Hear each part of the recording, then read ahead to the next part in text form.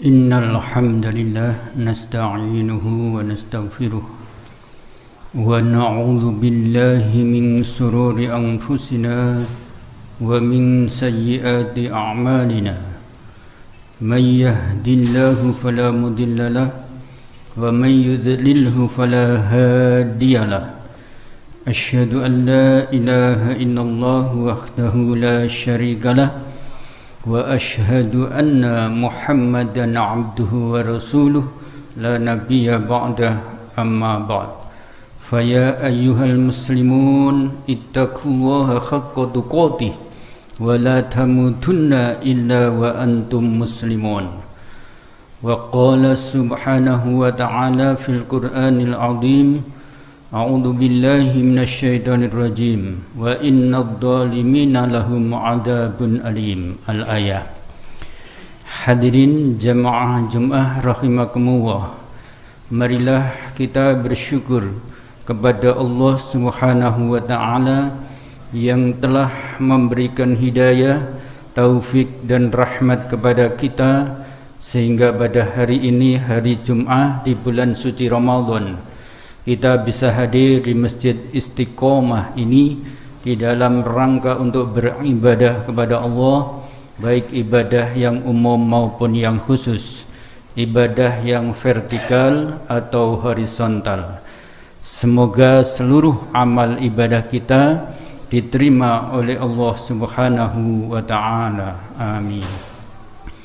Salawat dan salam semoga tetap tercurahkan kepada junjungan Nabi kita Muhammad sallallahu alaihi wasallam, Nabi akhir zaman, penutup para nabi, dan tidak akan ada lagi kenabian sesudahnya ila yaumil qiyamah, sampai hari kiamat, yang telah memberi tuntunan hidup kepada kita lewat ajaran Islam berdasar Al-Quranul Karim dan As-Sunnah As-Sahihah.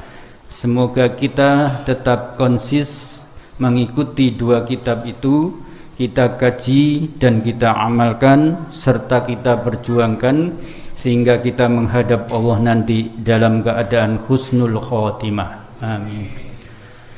Hadirin jamaah yang berbahagia, marilah kita juga meningkatkan takwa kita kepada Allah Subhanahu wa taala dalam arti kita berupaya untuk menjalankan perintah-perintahnya dan sunnah-sunnahnya serta menjauhi larangan-larangannya dan yang makruh-makruhnya. Dengan demikian insya Allah kalau kita sudah benar-benar bertakwa kepada Allah, maka kita menghadap Allah nanti akan mendapat ridhonya. Amin. Jamaah yang berbahagia, di dalam kesempatan yang baik ini izinkan kami menyampaikan materi khutbah pada siang hari ini, yaitu tentang al-muflis.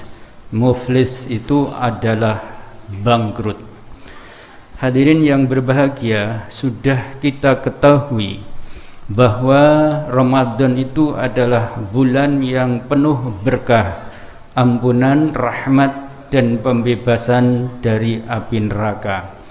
Tentu itu kalau dijalankan amal-amal di dalamnya, baik itu yang wajib maupun yang sunnah, dengan ikhlas dan ada tuntunannya serta dilaksanakan dengan sempurna, lalu itulah yang akan dijanjikan oleh hadis yang berbunyi man qama ramadhana imanan wa ihtisaban ghufira lahu ma taqaddama min dzambih. Barang siapa yang menegakkan bulan Ramadan dengan penuh harap kepada Allah, dengan ikhlas, artinya hanya mengharap Allah, maka akan diampuni dosa-dosanya setahun yang lalu. Namun hadirin yang berbahagia, kenyataannya bahwa umat Islam tidak semuanya konsisten di dalam memenuhi panggilan Allah itu. Panggilan Allah ada yang betul-betul konsisten sampai akhir bulan, dan hanya ada yang di awal bulan. mungkin hanya beberapa hari atau mungkin paling lama seminggu. Tetapi setelah itu ternyata jamaahnya hilang semua. Karena itu sekarang banyak takmir masjid yang kehilangan jamaah. Setelah dicari-cari ketemu di mall. Oleh karena itu harus disuruh kembali ke masjid kalau ingin supaya betul-betul janji Allah itu diberikan kepadanya, yaitu itqum minan nar, dibebaskan api neraka. Mana mungkin kalau tidak dilakukan secara penuh lalu dapat itu? Tentu tidak mungkin, karena Allah dan Rasulnya telah menentukan Ramadan itu harus dilaksanakan secara total, bukan dipilih awal saja, tengah saja, atau akhir saja. Awal, tengah, akhir sama harus kita amalkan dengan sebaik-baiknya. Hadirin yang berbahagia, kalau sudah demikian, insya Allah kita telah mengumpulkan kebaikan yang sebanyak-banyaknya. Artinya pahala yang kita kumpulkan untuk bekal hidup kita besok kalau menghadap Allah. Karena di bulan Ramadan ini adalah amalan tidak hanya biasa seperti istimewa, akan dilipat gandakan oleh Allah. Yang sunnah pahalanya sama dengan yang wajib pahalanya akan dilipat gandakan menjadi 70 kali. Dan kalau malam Qadar di akhir bulan seperti ini, mulai tadi malam nanti sampai akhir Ramadan, itu akan dilipat gandakan menjadi 1000 bulan. Jadi secara logika matematis, kalau kita mengamalkan dengan begitu ikhlas dan sebanyak-banyaknya, maka insya Allah kita akan mendapatkan, mengumpulkan pahala yang luar biasa. Persoalannya, hati-hati bagi kaum muslimin, bahwa ternyata Rasulullah menjelaskan ada umat Islam itu yang bangkrut. Artinya apa? Dia seolah-olah menurut dirinya nanti akan masuk surga, justru sebaliknya akan dilemparkan ke dalam neraka. Na'udzubillahi min dzalik. Apa itu? Yaitu al-muflis, bangkrut, lawan daripada muflih, beruntung. Kalau muflih sudah jelas beruntung. Siapa saja yang takwa kepada Allah dipertahankan dengan sebaik-baiknya, insya Allah muflih, beruntung dunia dan akhirat. Tapi yang muflis ini adalah bangkrut. Di dalam sebuah hadis, yaitu dari Abu Hurairah, bahwasanya Rasulullah bersabda, "Atadruna minal muflis?" Tahukah kamu apa yang disebut bangkrut itu? Qalu al-muflisu fina man la dirhamalahu wala mata'. Kata sahabat menjawab pertanyaan Rasulullah sallallahu alaihi wasallam tadi, mengatakan yang dimaksud bangkrut menurut kami ialah orang yang tidak punya uang, dirham, wala mata', dan tidak punya harta benda. Itulah orang bangkrut ya Rasulullah.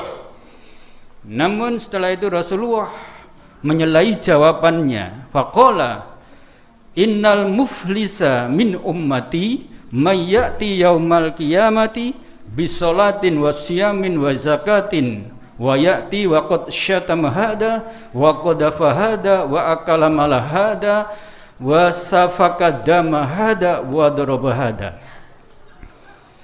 Yang dikatakan bangkrut itu ialah, yaitu besok di hari kiamat umatku itu ada yang datang membawa pahala sholat, membawa pahala puasa, membawa pahala zakat, dan mungkin pahala-pahala yang lainnya.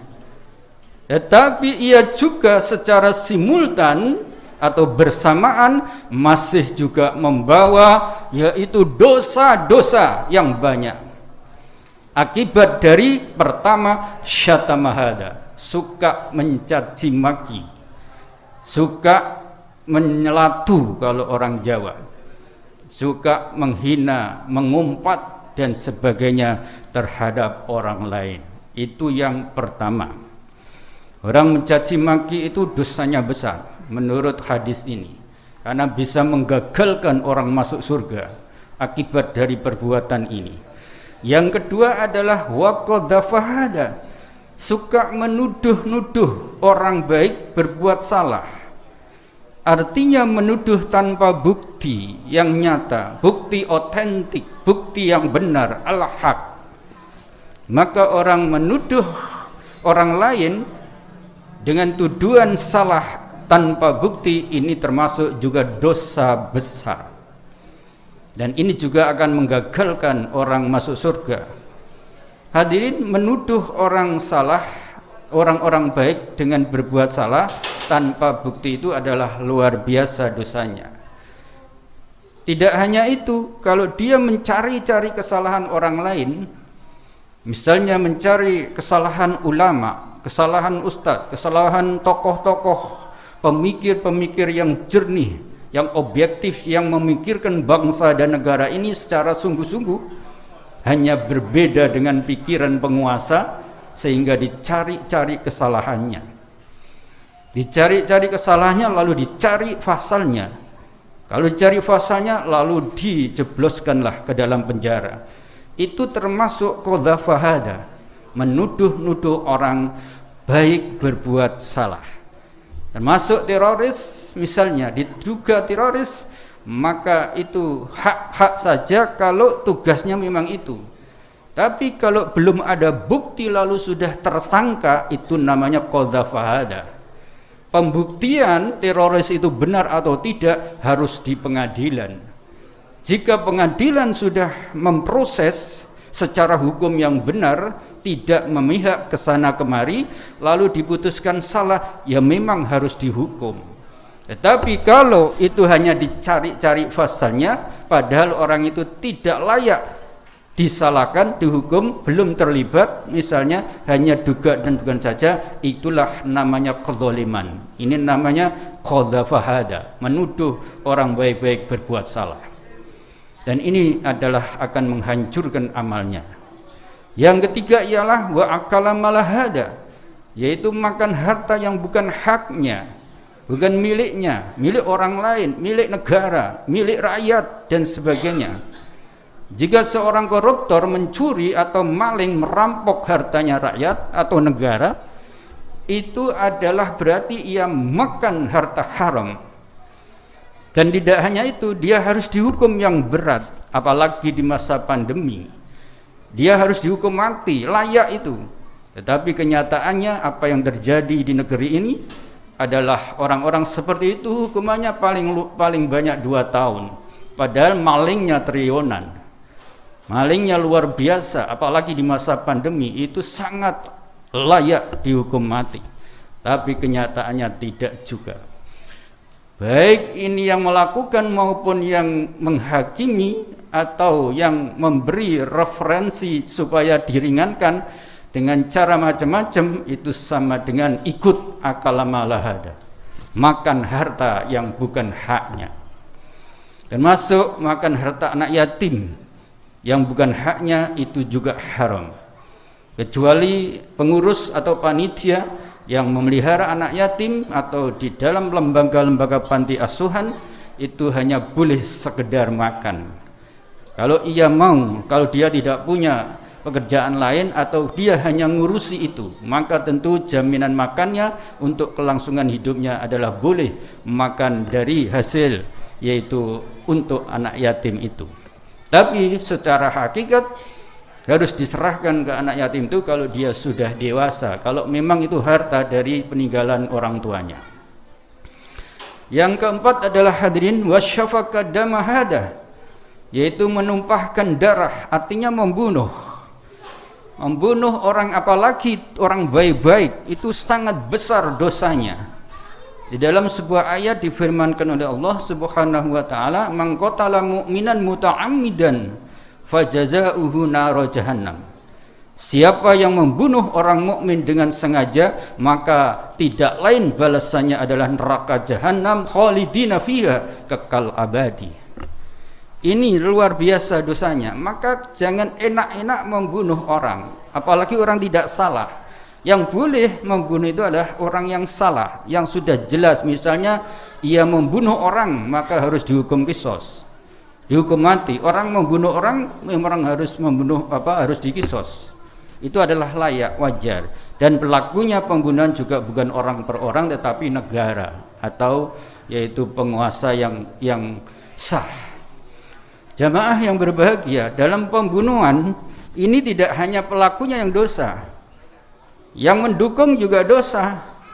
Apalagi otak pembunuhannya, perencananya itu tambah lebih besar dosanya, lipat ganda daripada pelakunya.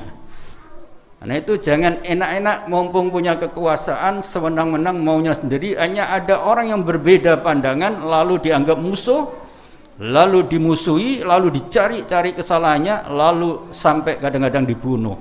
Itu adalah luar biasa dosanya. Yang kelima ialah wadharabahada, yaitu berlaku kekerasan.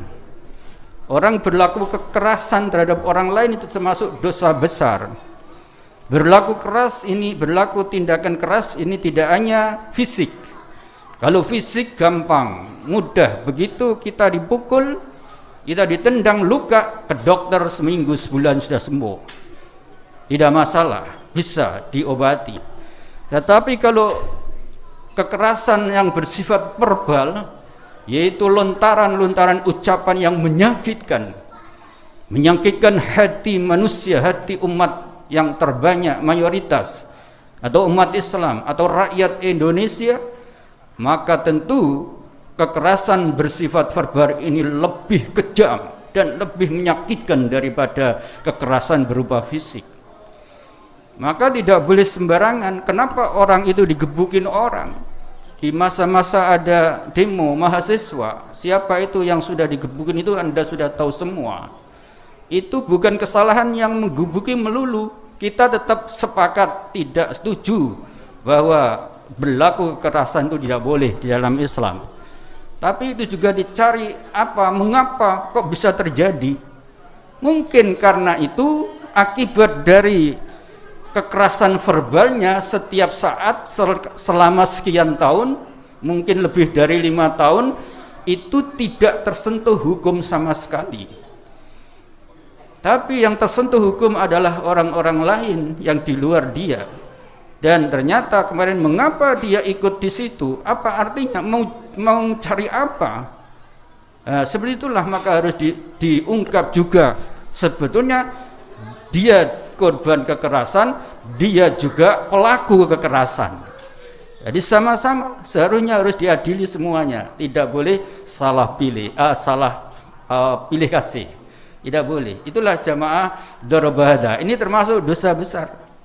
Maka Rasulullah melanjutkan sabdanya, fayu tohada min hasanati wahada min hasanati.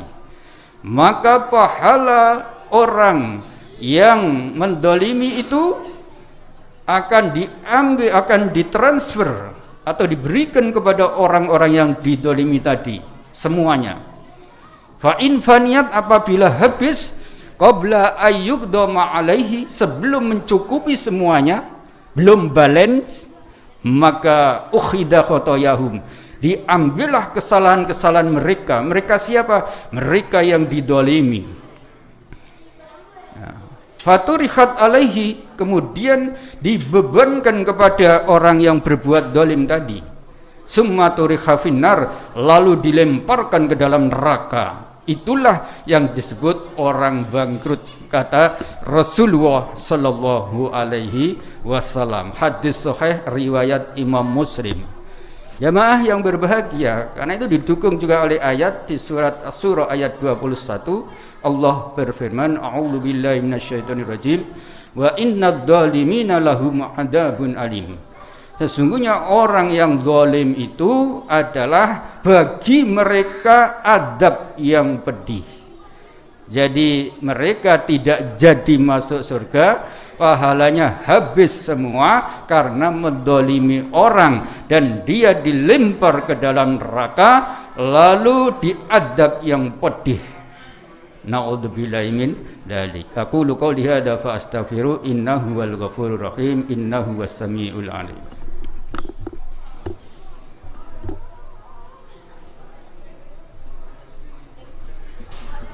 Alhamdulillah wassalatu wassalamu ala asrafil mursalin wa ala alihi wa ashabi ajmain amma ba'd. Faya ayyuhal muslimun ittaqullah faqad fazal muttaqun. Hadirin jamaah Jumat yang berbahagia, karena itulah mari kita pertahankan Ramadan ini yang telah kita niatkan secara ikhlas dan penuh semangat, ya marhaban Ramadan, sampai tuntas. Jangan kita lupakan itu. Kalau kita andaikan pulang ke daerah, hendaklah ikut di sana, jangan sampai ditinggal. Tetap kita harus lakukan sunnah maupun wajibnya, dan harus kita jaga pahala kita yang sudah banyak, jangan sampai habis, hancur gara-gara kita berbuat yang tidak benar, mendolimi orang. Na'udzubillahi min dzalik. Insyaallah semoga kita dijauhkan oleh Allah dari sifat itu sejauh-jauhnya, dan kita tidak akan menjadi orang-orang yang muflis. Na'udzubillahi min dzalik. Demikian apa yang dapat kami sampaikan di dalam khutbah ini. Semoga bermanfaat bagi saya sendiri dan bagi para jamaah. Marilah kita berdoa kepada Allah Subhanahu wa taala. Semoga kesalahan dan dosa kita diampuni oleh Allah Subhanahu wa taala. Kesalahan dan dosa orang tua kita, baik yang masih hidup, lebih-lebih yang sudah wafat, diampuni oleh Allah Subhanahu wa taala. Kesalahan-kesalahan keluarga kita yang telah mendahului kita, semuanya diampuni oleh Allah Subhanahu wa taala. Kaum muslimin dan muslimat, saudara-saudara kita yang telah mendahului kita juga semuanya diampuni oleh Allah Subhanahu wa taala. Istri dan anak-anak kita, keturunan kita dibimbing oleh Allah ke jalan yang lurus, jalan yang diridhoinya, dan dijauhkan dari jalan yang tersesat. Bismillahirrahmanirrahim. Alhamdulillah wassalatu wassalamu ala asrafil mursalin wa ala alihi wa ashabihi ajma'in. Allahumma ighfir lil muslimina wal muslimat wal mu'minina wal mu'minat al ahya'i minhum wal amwat. Rabbana dhalamna anfusana wa illam taghfir lana wa tarhamna lanakunanna minal khasirin. Rabbana hab lana min azwajina wa dhurriyyatina qurrata a'yun waj'alna lil muttaqina imama. Rabbana atina fid dunya hasanah wa fil akhirati hasanah wa qina adzaban nar. Subhana rabbika rabbil izzati amma yasifun wa salamun alal mursalin walhamdulillahi rabbil alamin. Ibadallah wa la dzikrullahi akbar. Aqimis shalah.